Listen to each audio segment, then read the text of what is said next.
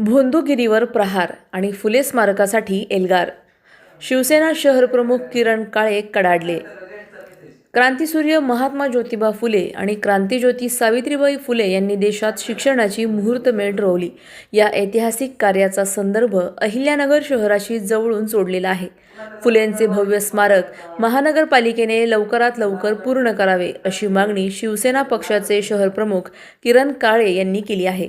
किरण काळे पुढे म्हणाले की शाहू फुले आंबेडकरांच्या महाराष्ट्रात आजही अशोक खरात सारख्या भोंदूंनी भोंदूगिरी समाजाचे भक्षण करत आहे. हे अत्यंत संतापजनक आहे. माता भगिनींनी अशा भोंदूबाबांच्या विळख्याला बळी पडू नये. आपल्याला राजमाता जिजाऊ, सावित्रीमाई, पुण्यश्लोक अहिल्यादेवी आणि झाशीच्या राणीची प्रेरणा सदैव सोबत ठेवली पाहिजे असे आवाहनही त्यांनी केले.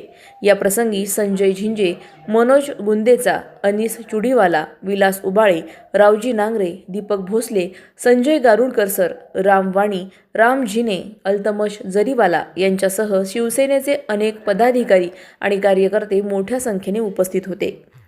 प्रतिनिधी स्वामी गोसावी, न्यूज 24 घडामोडी, अहिल्यानगर. क्रांतीसूर्य महात्मा फुलेंचा आज जयंती उत्सव आहे. अहिल्यानगर शहरामध्ये अत्यंत उत्साहामध्ये हा उत्सव साजरा होतोय. आता या ठिकाणी आम्ही सगळ्यांनी अभिवादन केलं.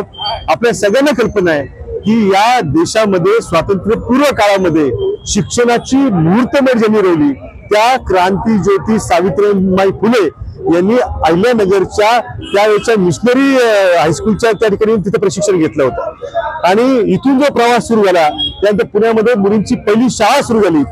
महात्मा ज्योतिबा फुले आणि सावित्रीबाई या दाम्पत्यानं न भूतो न भविष्यती या राज्यातला या देशाला शिक्षणाची दिशा देण्याचं काम केलं. परंतु दुसऱ्या वेळी आम्हाला खेद सुद्धा वाटतो की असा शिक्षित समाज त्या ठिकाणी असताना या भोंदू खरासारखी लोक जी आहेत त्याच्या विख्यातनं मात्र समाज अजूनही त्या ठिकाणी अडकलेला आहे.